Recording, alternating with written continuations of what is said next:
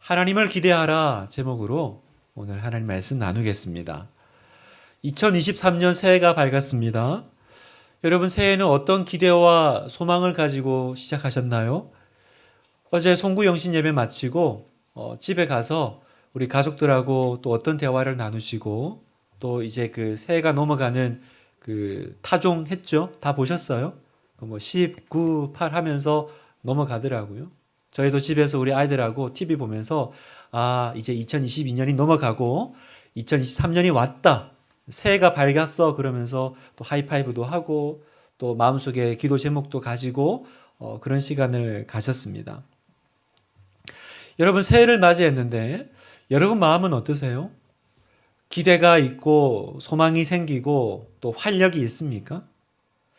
그런 분들도 계실 테고 그러나 또 반대로 어떤 분들은 새해가 됐음에도 불구하고 마음이 그렇게 무덤덤하고 잘 모르겠다 하시는 분들도 계시더라고요. 기대와 기도도 없이 그냥 또 새해가 밝았네. 그래서 2022년에 마치 연장선 같은 하루가 또 시작된. 이러면 안 되죠. 새해를 이렇게 무기력하게 받으면 안 되는데 사람 마음이 그렇게 되는 것도 아니니까. 왜 이렇게 내 마음이 좀 뭔가 미지근하지? 왜 내가 이렇게 좀 새롭지가 않지? 왜 기대에 부풀지가 않지? 오늘 여러분 교회 1월 1일 첫 예배 오시면서 어떤 마음으로 교회 오셨어요? 정말 기대하고 말씀의 소망을 가지고 오늘은 어떤 말씀을 주실까? 또 어떻게 나를 만나 주실까? 그런 기뻐하는 마음으로 그렇게 오셨나요? 아니면 그냥 여느 때와 같이 또 성경책 챙겨서 방문 열고 그렇게 나오셨습니까? 마치 마음이 꼭 그런 분 계실 거예요. 칼은 있는데 그 칼이 너무 무뎌져 가지고요. 칼은 칼인데 종이 하나 자르지 못하는 칼.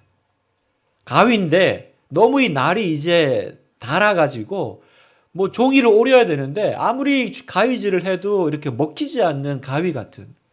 꼭 하나님 제 마음이 그렇습니다.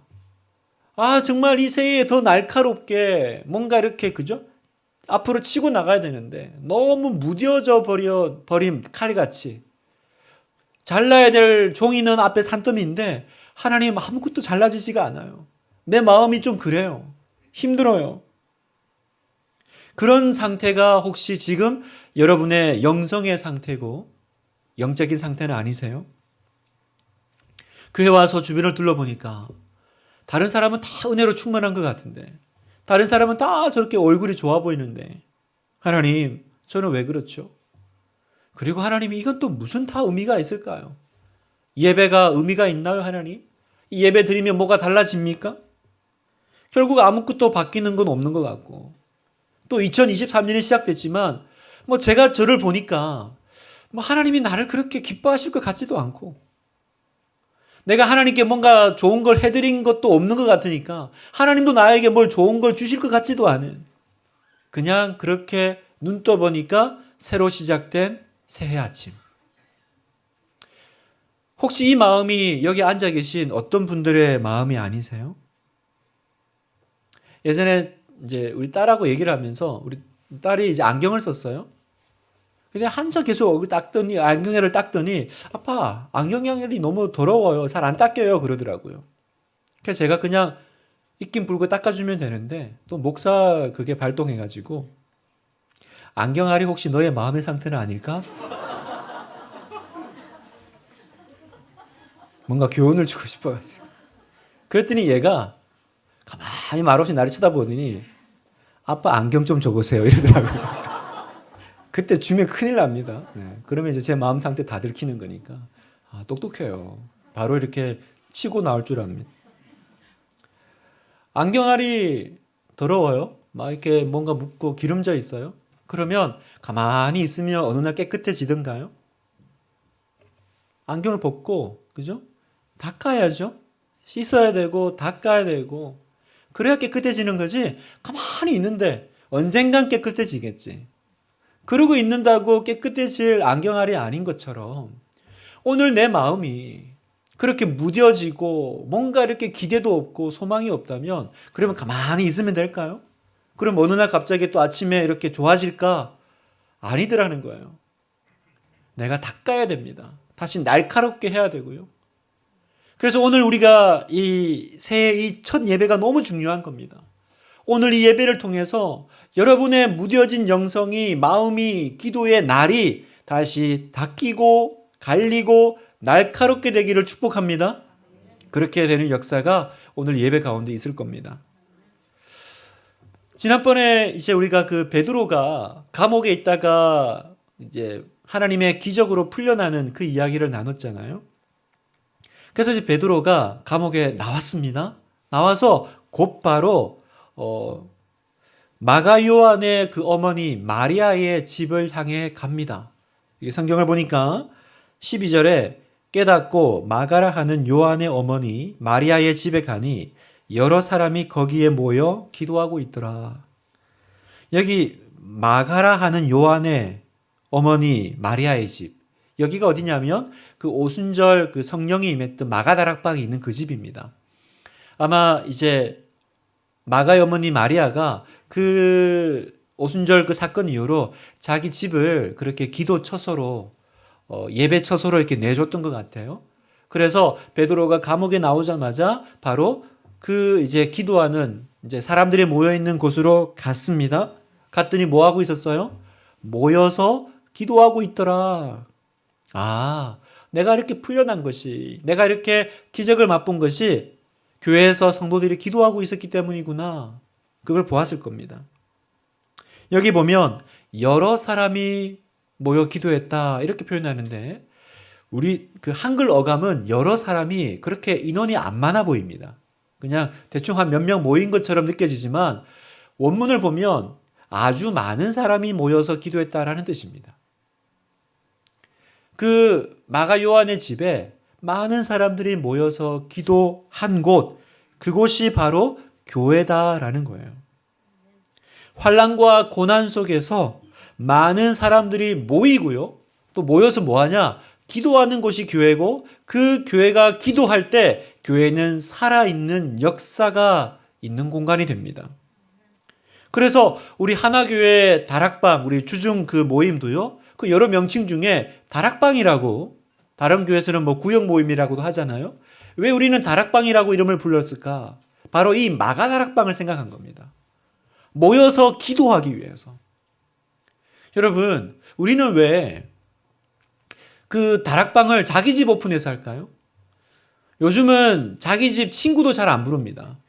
이렇게 내 집을 오픈하는 건 굉장히 번거로운 일이잖아요. 그런데 왜 우리 집에 사람들을 초대해서 모여서 예배를 드리고 기도할까요? 바로 이 마가다락방, 모여서 기도하는 곳이기 때문에 그렇습니다. 그리고 그 기도를 어디서 해요? 우리 집에 할 때 우리 집이 곧 교회가 된다는 거예요. 이번에 우리가 코로나를 통과하면서 깨달은 게 뭡니까? 아, 언제라도 국가가 교회 문 닫을 수 있구나. 그걸 깨달은 거 아니에요? 또 뭐 어떤 신종 바이러스가 등장해서 교회에 모이지 마. 이렇게 해버리면 우린 더 이상 예배 못 드립니다. 그러면 예배 안 드릴까요? 바로 여러분의 집이 마가의 다락방이요, 교회가 되는 것입니다. 그냥 공간 제공하는 게 아니에요. 만약에 여기 문 닫으면 여러분의 집에서 하나교회의 주일 예배가 진행되는 거고 그 예배가 우리 집에서 된다? 그러면 우리 집이 바로 하나님의 그 임재의 장소가 되는 겁니다. 왜 교회 장소도 많은 것 같은데 교회 문 안 열고 꼭 집에서 하라 그럴까요? 여러분의 집에 하나님의 임재와 축복이 가게 하려고. 출애굽기 보면 내 이름을 기념하는 그곳에 내가 임하여 복을 주리라. 장소가 필요해서 한 것이 아닙니다. 여러분의 집이 그 초대교회의 마가 다락방처럼 그 장소가 그 공간이 되기를. 그래서 여러분, 교회는 모이면 뭐 하는 곳이어야 됩니까? 모이면 다른 모든 것보다 기도하는 공간이어야 됩니다. 교회는 할 일이 참 많습니다. 구제도 해야 되고요. 선교도 해야 되고요. 뭐 일이 많죠. 그러나 교회가 가장 우선적으로 전심전력해서 1순위로 해야 될 일은 뭘까? 이사야 56장 7절을 보면 교회의 정의를 설명하는 성경 구절이 나옵니다. 교회란 어떤 곳이냐? 자, 같이 한번 읽어볼까요? 시작.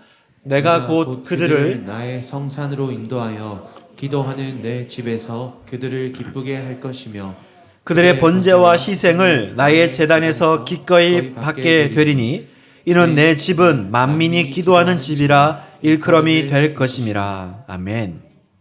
여기 보면 하나님이 내 집은 하면서 하나님의 집이 어떤 집이 된다고요? 기도하는 집, 만민이 기도하는 집. 이 짧은 한 구절에 하나님의 집은 기도하는 집이다라는 말을 두 번이나 하십니다. 하나님의 집은 목적이 있는데 기도하기 위한 공간이다라는 거예요. 교회는 기도할 때 하나님의 역사를 경험하게 됩니다. 그래서 예수님이 이 땅에 오셨을 때 교회가 이 명백한 목적을 잃어버리면 그 인자하신 분이 화를 내셨어요. 분노하셨습니다. 여러분, 예수님이 화내고 분노하는 거 상상이나 할 수 있어요? 그런데 언제 화내셨냐? 교회가 교회답지 못할 때. 마가복음 11장 17절 이에 가르쳐 이르시되 기록된 바 내 집은 만민이 기도하는 집이라 칭함을 받으리라 하지 아니하였느냐. 너희는 강도의 소굴을 만들었도다 하시매. 여기서 내 집은 만민이 기도하는 집이라는 말이 아까 방금 읽었던 그 이사야서에 있는 그 말을 인용하신 거예요. 교회는 성전은 기도하는 집인데 너희는 지금 강도집 만들었다라는 거예요. 뭐 하고 있냐 지금 여기서. 구약의 예레미야 선지자가 억울하게 감옥에 갇혔습니다. 자, 예레미야 33장 1절에 3절 말씀을 제가 한번 읽겠습니다. 예레미야가 아직 시위대 뜰에 갇혀 있을 때에 여호와의 말씀이 그에게 두 번째로 임하니라 이르시되 이를 행하시는 여호와 그것을 만들며 성취하시는 여호와 그의 이름을 여호와라는 이가 이같이 이르시도다. 너는 내게 부르짖으라. 내가 네게 응답하겠고 내가 알지 못하는 크고 은밀한 일을 내게 보이리라. 내가 알지 못하는 크고 은밀한 일을 하나님께서 보여주시는데 언제 보여주셨냐? 하나님의 종이 감옥에 갇혀 있을 때요. 아, 그러면 내가 인생의 어떤 감옥 같은 시간을 통과할 때 사실은 하나님의 그 비밀한 일을 보는 때구나. 우리는 알 수 있는데 그런데 단지 감옥에만 있다고 보여주시는 건 아니더라고요. 감옥에 있는 예레미야 선지자에게 하나님이 요청하신 게 있습니다. 너는 부르짖으라는 거예요. 가만히 팔짱 끼고 감옥에 하나님이 나를 어떻게 구원해 주시는지 보자. 이러고 있으면 하늘 문이 열리고 비밀한 일이 열리는 것이 아니라 너는 부르짖어라. 부르짖으면 응답하겠고 보여주리라. 여러분, 부르짖는 기도가 필요해요. 교회는 기도의 소리가 끊어지지 않는 것이 필요합니다. 왜 교회는 만민이 기도하는 집입니까? 교회가 기도할 때 영안이 열리고 하나님의 뜻이 보이고 하나님이 하실 일이 보이는 거예요. 그러지 않으면 이 교회는 모여서 항상 인간적인 얘기들이 난무할 겁니다. 그래서 뭐 어떻게 하겠다고 되니 안 되니 그러고 있는 겁니다.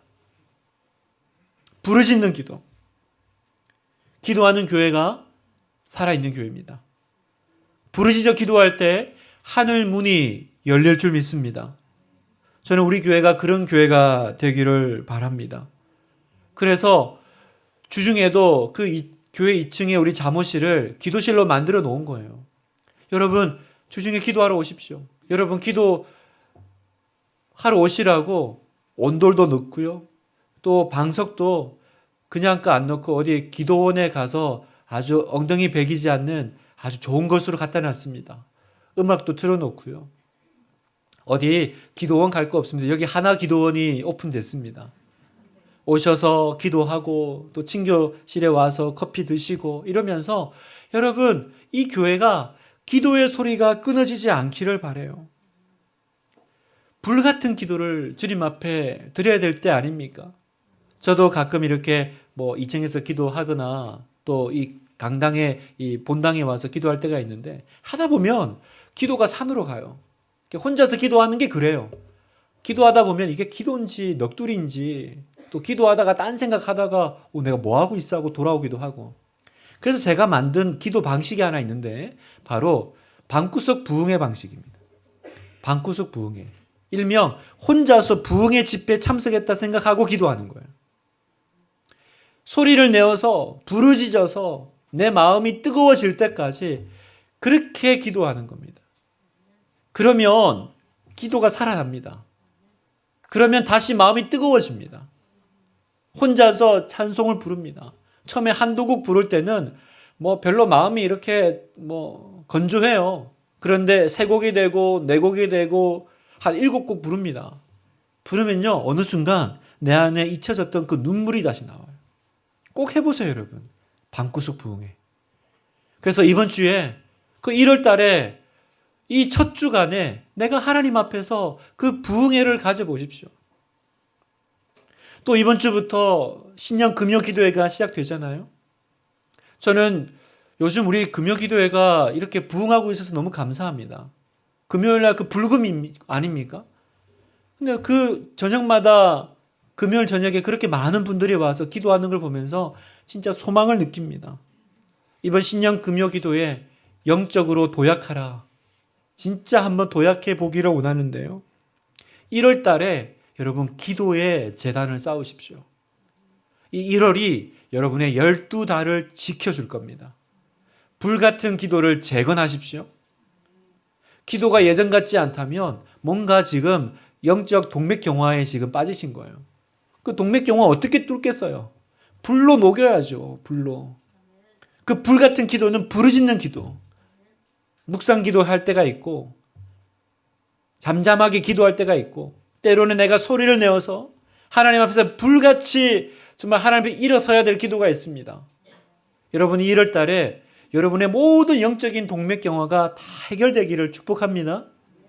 기도가 살아있는 그런 우리 교회가 되기를. 베드로는 이 기도하는 교회를 보고 너무 마음이 벅찼던 것 같아요. 그래서 이제 문 열어달라고 두드렸죠. 그랬는데 안에서 문을 안 열어주는 거예요. 너무 반갑게 이제 달려와가지고 막 두드리는데 문을 안 열어줘요. 그 여자애 하나가 이제 듣고는 와서 베드로를 보고 베드로가 오셨다고 이제 문을 열어줘야 되는데 깜빡 잊고 그냥 달려가서 베드로가 돌아왔다고 이제 막 얘기를 한 거죠. 그랬더니 사람들이 문을 안 열어줍니다. 왜요? 아무도 안 믿은 거예요. 15절 그들이 말하되 네가 미쳤다 하나 여자아이는 힘써 말하되 참말이라 하니 그들이 말하되 그러면 그의 천사라 하더라. 베드로가 들어왔어요. 그랬더니 뭐라 그래요? 미쳤네. 지금 안에서 뭐 기도하고 있었어요? 모르긴 몰라도 베드로를 위해서 기도하고 또 베드로가 살아 돌아오기를 기도했지 않았겠습니까? 그리고 베드로가 왔어요. 그런데 뭐라 그래요? 미쳤구만. 조금 더 양보해서 천사인가 보지. 그 무슨 말이에요? 죽어 귀신이 왔나? 그런 얘기죠. 죽어 귀신이 왔나? 여기서 그 천사는요, 그냥 일반 천사가 아니라 그 유대인의 관념에는 뭐가 있냐면 사람마다 그 사람을 지키는 수호 천사가 있다고 생각을 해요. 그러니까 수호 천사면 그 사람 옆에 있어야 되는 거 아닙니까? 그런데 지금 분명히 베드로는 감옥에 있을 텐데 천사가 온 거니까 그 얘기는 뭐예요? 그냥 천사인가 이 얘기가 아니라 베드로 죽었구나 그 얘기를 하는 거예요. 사람이 죽었으니까 이제 천사가 왔다라는 거죠. 여기. 안 믿은 겁니다. 안 믿은 거예요. 살려달라고 기도했지만 막상 자기들은 진짜 살려주실 거라고 안 믿으니까 살아왔는데 미쳤네. 그게 가당키나 해? 이 얘기를 하고 있는 거예요.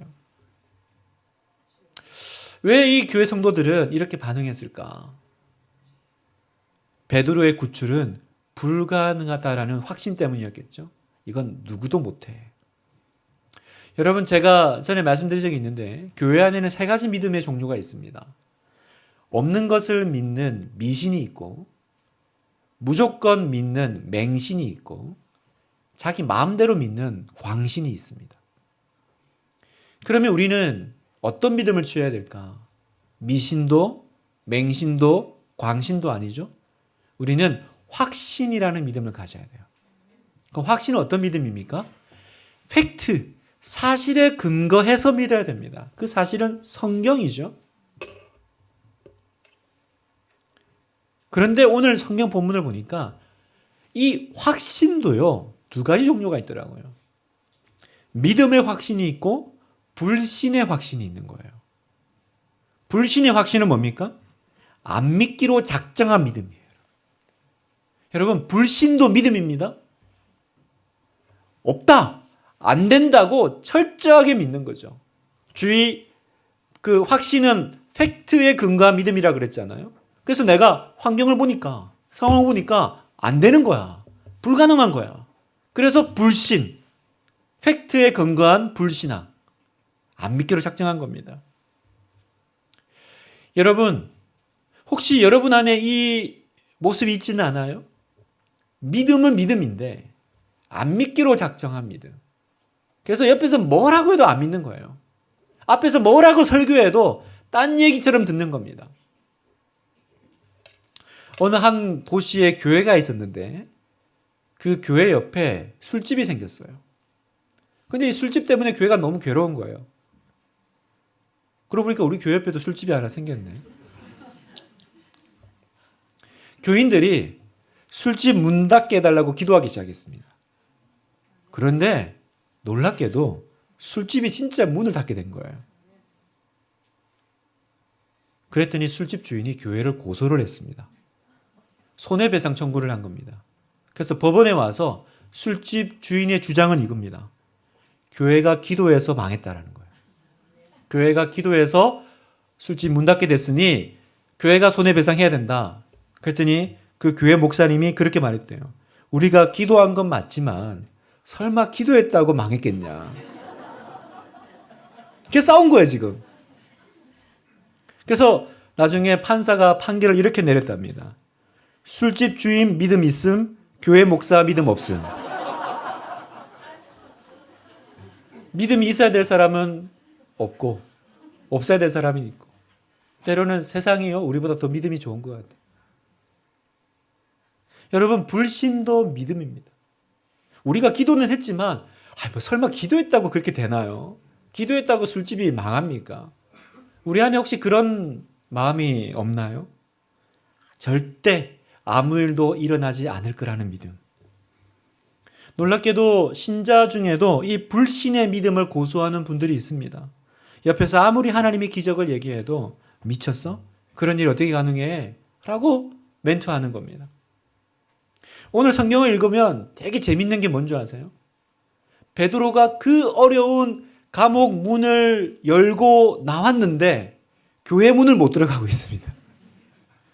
감옥 문은 열고 나왔는데 집 문을 못 들어가고 있어요. 문을 안 열어줘가지고. 꼭 우리가 이렇죠. 성경에서는 하나님의 기적과 역사가 막 일어나고 있는데 그 이야기가 내 마음 문을 못 넣어오는 거예요. 내가 못 열어주고 있는 거죠. 안 믿겨, 안 믿겨, 안 믿겨. 기도는 합니다. 전능하신 하나님께. 그런데 마음은 어디가 있어요? 그 내 목숨줄 쥐고 있는 그 헤롯 왕한테 다가 있는 거예요. 무섭죠? 아유, 사도 야고보도 죽었는데 베드로가 어떻게 빠져나와? 그러니까 기도는 하나님께 하지만 시선은 어디가 있어요? 헤롯에게 가 있는 거예요. 하나님 전능하시다라고 하지만 내 마음은 어디에 있어요? 세상의 두려움에 온갖 잡혀 있으니까 하나님이 역사하셔도 이게 안 열리더라고요. 우리 안에 언제부턴가 신앙생활의 활력이 사라지고 있어요. 재미가 없어요, 신앙생활이. 기도도 재미가 없고 예배도 뜨뜻미지근해요. 왜 그렇습니까? 왜 그러냐면 우리 안에 기적을 행하시는 하나님에 대한 기대가 사라지니까. 정말로 여러분은 하나님이 풍성하신 하나님이심을 믿으십니까? 우리에게 상상을 초월하는 은혜를 주실 수 있는 분이심을 믿습니까? 하나님 앞에서는 감기나 암이나 같은 병이라는 거 믿으십니까? 감기는 낫고 큰 병은 못 고칩니까? 이런 일은 기도하면 되지만 이렇게 큰 일은 안 되는 거지. 그건 우리 눈에나 작고 큰 거지 하나님 눈에 무슨 차이가 있겠어요. 그러나 내 마음이 이미 안 열려요. 아무리 두드리지만 안 열립니다. 에베소서 3장 20절 같이 한번 큰 소리로 읽어볼까요? 시작. 우리 가운데서 역사하시는 능력대로 우리가 구하거나 생각하는 모든 것에 더 넘치도록 능히 하실 이에게. 여기서 제가 노란색을 잘못 쳤는데 넘치도록 능히예요. 더 넘치도록 능히. 응답하시죠. 응답하시죠. 근데 어떻게 응답하시냐? 딱 그 정도 정량이 아니라 넘치게, 또 능히. 우리 하나님은 넘치게 주시는 분이심을 믿습니다. 시편 84편 11절도 한번 읽을까요? 시작. 여호와 하나님은 해요 방패이시라. 여호와께서 은혜와 영화를 주시며 정직하게 행하는 자에게 좋은 것을 아끼지 아니하실 것입니다. 우리가 하나님을 오해했죠. 하나님은 잘 안 주셔. 특세 일주일 올참해야 주셔. 동판을 받아야 주시는 거지. 한 40일 기도해야 주실까? 근데 여기 말씀은 뭐라 그러세요? 좋은 것을 아끼지 아니하시는 하나님. 얼마나 교회 안에 하나님에 대한 이 오해가 많은지 모릅니다. 마치 이렇게 손에 쥐고 뺏어갈 테면 뺏어가봐. 그래서 막 기도하는 게 손가락 피는 일이에요. 이렇게. 아닙니다. 주님은 무슨 핑계 대고 주고 싶은 게 하나님. 여러분, 우리가 어느 순간 넘치도록 주시고 좋은 것을 아끼지 아니하시는 그 하나님을 잃어버리니까 예배가 식어요. 기도가 활력이 떨어져요. 기도를 하면서도 기쁘지가 않습니다. 어차피 안 될 건데. 기도하고 돌아서면서 안 된다고 말하고 돌아갑니다. 그래서 오늘 이 성경 본문에는 굉장히 중요한 단어 하나가 등장하는데 어떤 단어냐? 바로 놀람이라는 단어입니다. 놀람. 자, 16절을 보면 베드로가 문 두드리기를 그치지 아니하니 그들이 문을 열어 베드로를 보고 놀라는지라. 그때서야 이제 확인한 거예요. 진짜네. 기적이 일어났네. 놀랐죠? 오늘 이 새해 첫 예배 때 우리에게 필요한 신학이 있다면 이 놀람의 신학입니다. 여러분, 신앙은 언제 성장하는 줄 아세요? 놀랄 때 성장해요, 사실은. 진짜 하나님 살아 계셨던 거야? 하나님이 내 기도 듣고 계셨던 거야? 깜짝 놀라는 거예요. 여러분, 그때 신앙이 점프해요.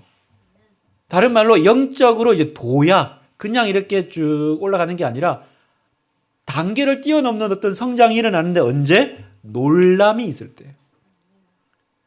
여러분, 예수 믿는 사람은 하나님의 일하심에 놀라움을 느껴야 됩니다. 오늘 이제 말씀을 마무리하면서요. 올 한 해 기대하기를 원해요. 위대하신 하나님을 기대하는 우리가 되기를 원합니다. 그냥 2022년의 연장선 아닙니다. 어제 송구영신 예배 때 우리 나눴잖아요. 이전 일은 기억하지 말고 옛날 일은 생각하지도 말고 보라 내가 새 일을 행하리니 그 새 일을 행하실 하나님을 기대하십시오. 여러분. 그래서 오늘 이 본문의 주인공은 어쩌면 다른 누구도 아닌 이 로데라고 하는 여자아이. 나는 얘가 주인공 같아요.